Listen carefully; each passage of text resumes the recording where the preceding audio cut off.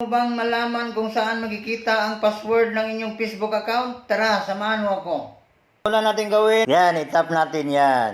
Itap din natin itong Google. So, sa search, itype natin ang .com. Yan.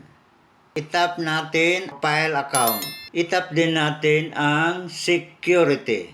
Hanapin natin ang password manager. Yan. Itap din natin ang facebook.com. Yan. Tap natin ang continue. At pagkatapos na tap natin ang continue, makikita natin use your screen lock. So itap natin yung use pin. Tapos ito na ang lalabas. Pag na-tap natin itong parang mata, makikita dito ang ating password. Ganun lang kadali kung paano natin makita ang ating password.